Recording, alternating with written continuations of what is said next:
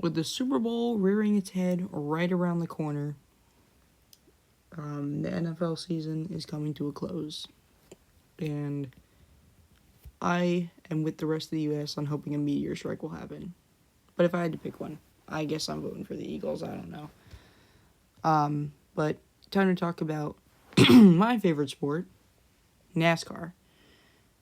And honestly, if you're not a NASCAR fan, but you just clicked on this video to see it, you're probably not going to be interested in the next stuff I have to say if you really just aren't interested in NASCAR. So the exit is just hitting the back button on this tab if you really want to.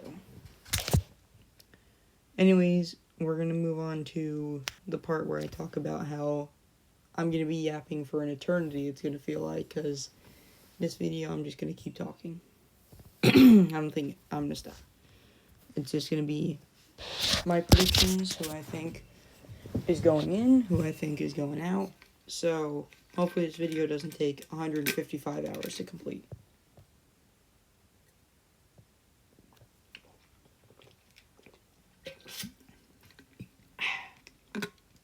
Just like some playoff predictors out there, I'm gambling on who I think is going to be in, who I think is going to be out.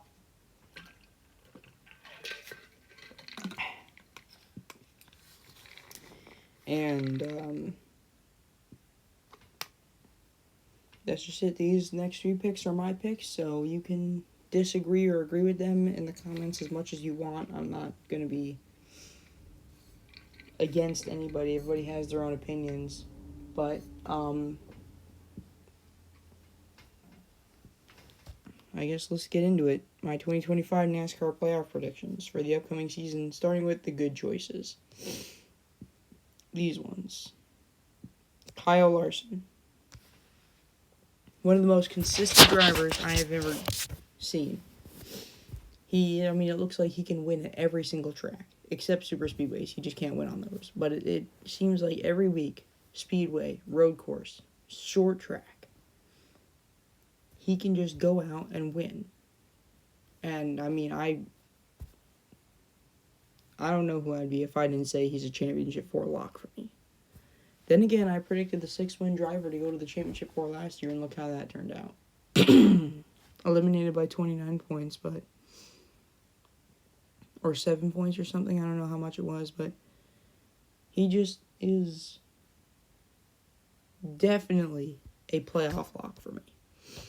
And same goes for his teammate Chase Elliott. I think Elliott is in for a season that may double or triple his win column from last season. Instead of just having 1 win, I think he'll have 2 or 3.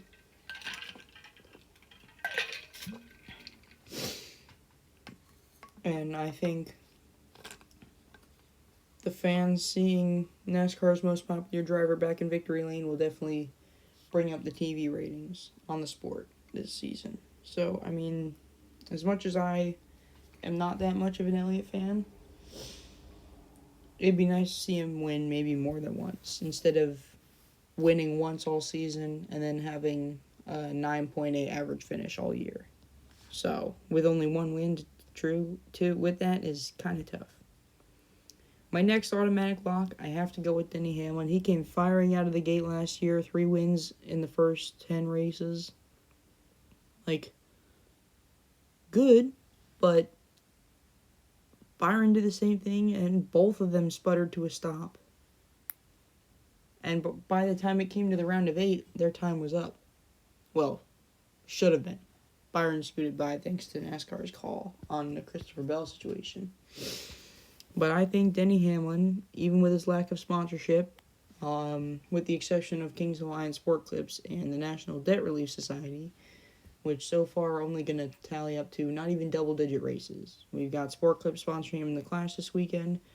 We've got Kings Hawaiian and National Debt Relief both sponsoring him for 4 races each, starting with the 500 for National Debt Relief. I think Denny Hamlin will definitely make a return trip to the playoffs, but maybe with only 2 wins this time is what I'm going with. And I don't think he's winning the championship anytime soon. I hate to say it for all you Hamlin fans, but I don't think it's going to happen. My next pick on this list, Christopher Bell.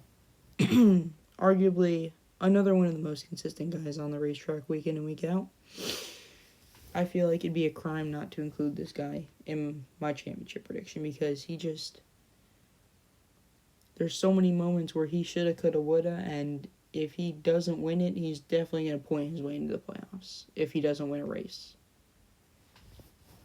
I know over the past few seasons, he's had multi-win seasons in the next-gen car. 2 wins in 2022, 3 wins in 2023. Sorry, 3 wins in 2022, 2 wins in 2023, and 3 wins last season, but he only had 1 win entering the playoffs in 2022 and 2023, and then he had 3 entering last year's playoffs and just never won again. Kansas and Las Vegas being very close for him.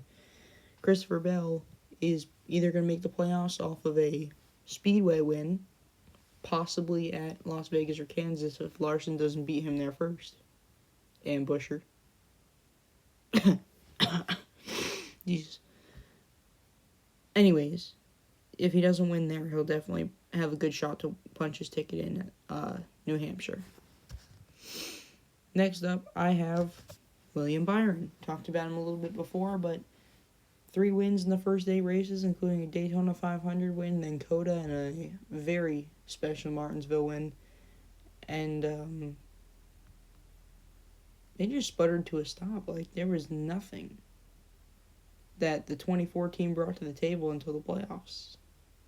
Until really the round of 12.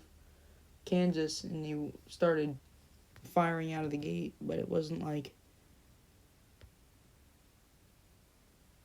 Kind of felt like the 24 was missing. Or that he'd been relegated to a mid-pack driver. He just wasn't performing the way I think the fans, especially his fans, were expecting him to perform after... I mean, it started with his wreck at Dover.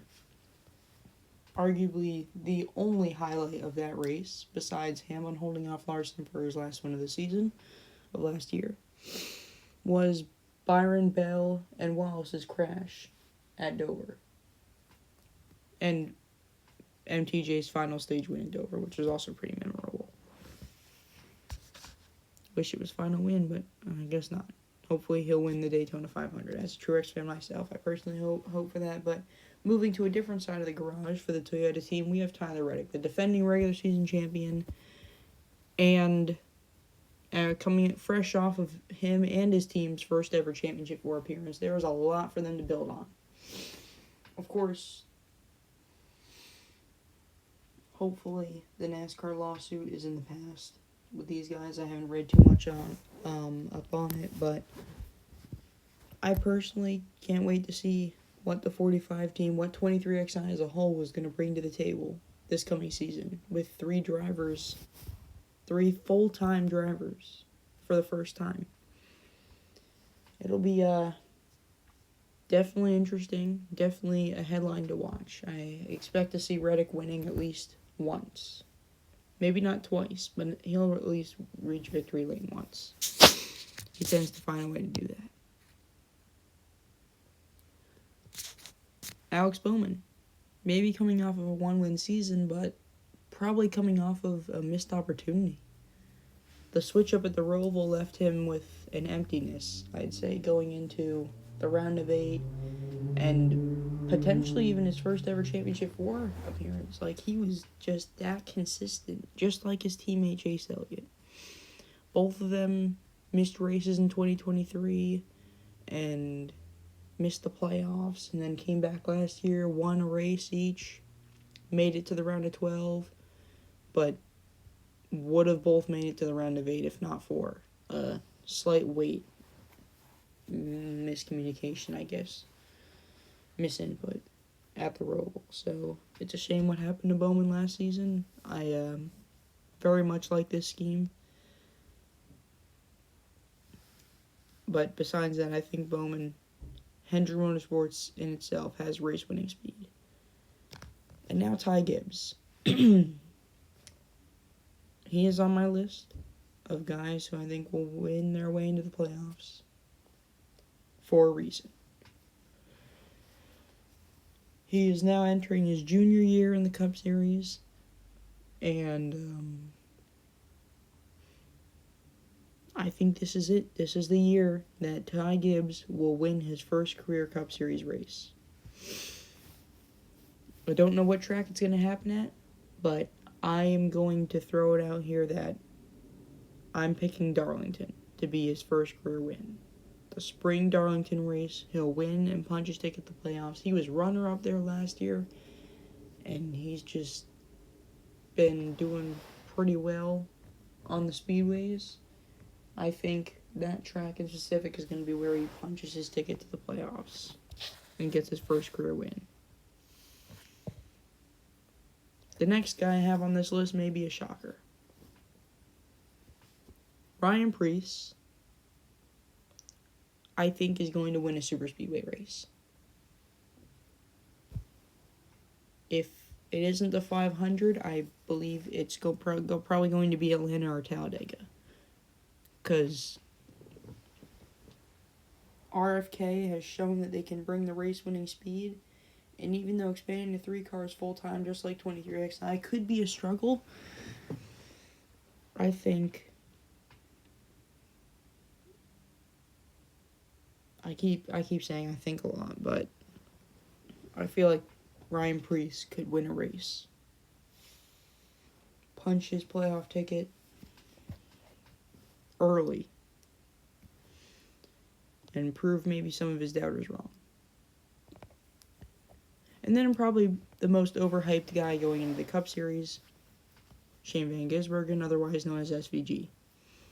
First off, I love the scheme for the Clash, but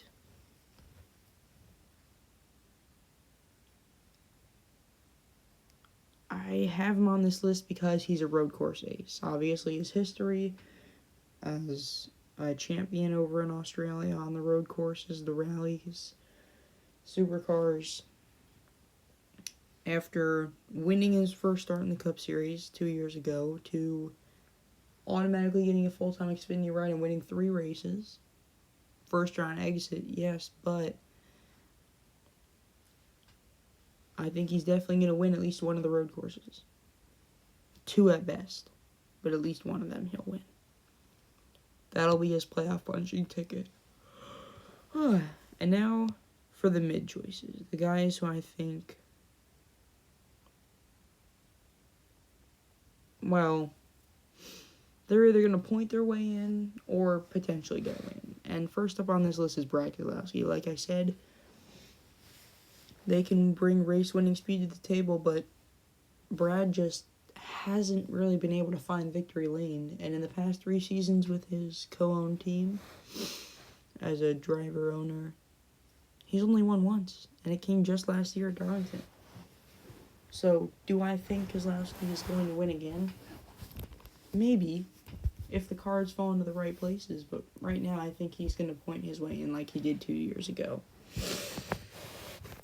That's just where I see it happening. And same goes for AJ Allmendinger. Full-time Xfinity Series last year. Probably one of, if not the most consistent Xfinity driver all last season. Finally got that win in the round of 8 opener at Las Vegas to punch his championship 4 ticket, where once again he just underperformed. I guess Phoenix just isn't a good track for him. But if he doesn't win at least one of the road courses or Martinsville, knowing that he has a history of being good at Martinsville, he's probably going to point his way into the playoffs. That's what I think. Brad Keselowski and AJ Allmendinger. And there were 2 guys that I excluded, but I'll get back to them in a second because they're on my special guys list. Next, the first guy who I think is going to miss the playoffs. Chris Buescher. Yes, I had 10 winners. Well, I have 2 more that I have yet to talk about. Wait, no, this isn't the first guy to miss the playoffs. Sorry. This will be the third guy to point his way in, I feel like. Or fourth. But I'll get to my other 2 picks that I left out in a second. Chris Buescher slumped, coming off of a 3-win season and then turning it into a missed opportunity and 6 points away from a playoff spot. He did end up with a Watkins Glen win to end the season with a win, which was good. Happy for him, but like I said, RFK needs to give Buescher the materials he needs and the cars he needs to make it to these playoffs. That's what I think it comes down to.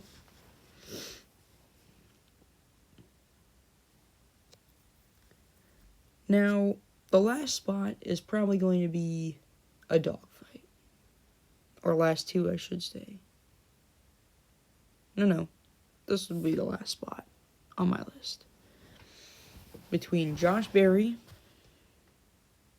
Bubba Wallace, Todd Gilliland, and Michael McDowell. These 4 are probably going to battle for that last spot. Sorry. 5. Can't forget about the 19. But back to Josh Berry for a second and why I picked him. He was very consistent and looked like he could go to the playoffs as a rookie. Like Ty Gibbs almost did in 2023, the year before. And then he slumped. But I think now partnering with this 21 team, and even though Storehouse racing equipment might have been better, although the difference maybe not noticeable to the untrained eye,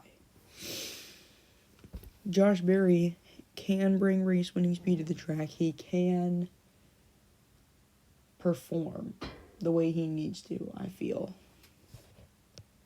The next guy on my list is Bubba Wallace, and I just feel like he's too wishy-washy of a driver on the track. And it's like, one race he could be doing stellar and have top 10 performance, and the next one he'll be top 20, top 15 at best. And it'll be like off and on. Maybe he'll have a stretch of top 10s, then a stretch of top 20s or worse. And I think Bubba Wallace can keep the season-long consistency, but I don't think he can turn on the jets at the right time when he needs to. And I don't think the dominoes or the puzzle pieces really fall into place where he needs them to fall into place. So, I think at best he'll be battling for that last spot on points. I don't see him getting a win. I see him going winless for the 3rd straight season. The next guy on the list, Todd Gilliland. He's creeping closer and closer to the playoffs, I feel like. And this might be the year. Maybe he doesn't win, but he gets pretty damn close. Maybe. But I think he ends up in the fight to point his way into the playoffs at some point. And also trying to sneak in the Aaron's partnership there. I haven't seen Aaron's as a sponsor since 2015 when they sponsored the 55. So maybe they'll have a car, like main sponsorship from Aaron's. That'd be nice to see, as long as it doesn't look like the generator car. Moving on to the guy who used to drive the 34, Michael McDowell. I think he's going to become Spire's flagship car. He's going to be their main driver. He's going to be the guy that they rely on. And as much as Carson Hocevar is an up-and-coming guy, and in his sophomore season, I think he's going to have a sophomore slump. But Michael McDowell, I think, will be in the points battle. 100%. And then Chase Briscoe was just out of range of pointing himself into the playoffs, so he just went out and won, flat out. If he can do that again, I have no doubt that he'll make the playoffs because, of course, the win you're in situation. But just keeping himself in the fight is a different story. he's going to be put into possibly the second best equipment on the track. I say that because nobody's been able to top Hendrick Motorsports, whether it's just the drivers, the equipment, or everything all together. And I'm a JGR fan, formerly Truex fan.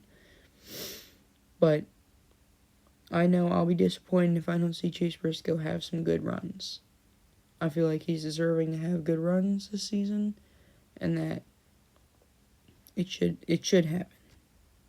But at best, he'll be pointing his way in, if he even can. And then, the guys that I see missing the playoffs. I just have two right here. Joey Logano. I actually have 3 extra drivers that I have yet to talk about. But starting with Joey Logano. He is just... I mean, the last successful title defense was 2010, when Jimmy Johnson was in the midst of his 5 straight. Joey couldn't defend his 2023 title. I sure as hell don't think that after getting a 17.1 average finish all season last year, he's going to be able to defend this one. And the same thing goes for Daniel Suarez, just in a much different way. Because...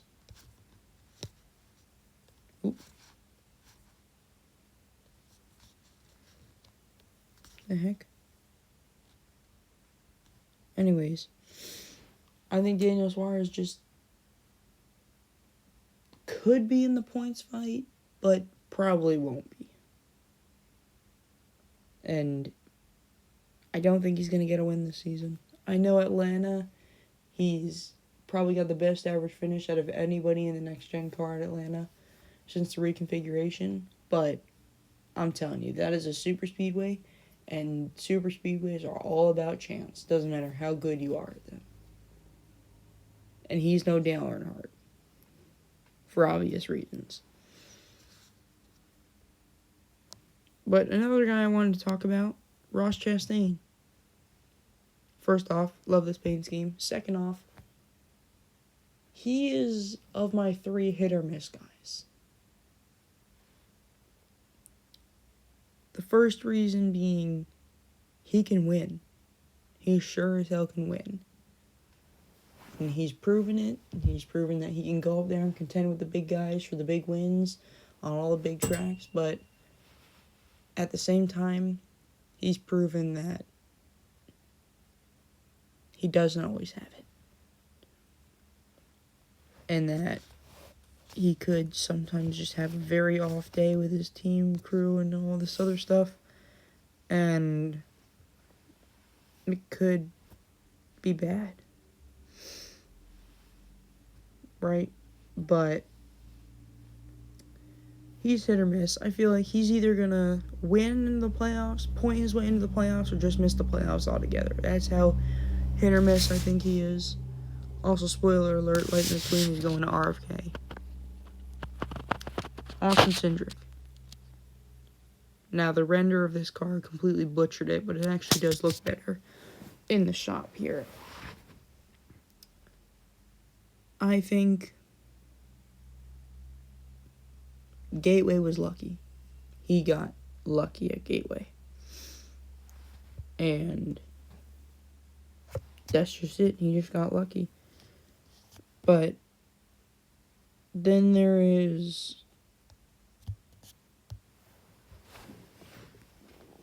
the factor of what if he does get lucky again? Or what if he actually puts on some race-winning performance, shows why he's in the Cup Series to begin with, and wins a race on his own, maybe? Then what? Still, if he doesn't win a race, I don't see him competing for the playoffs at all. But I figured I'd talk about him since I need this image for a reason. And that reason is not to butcher it, but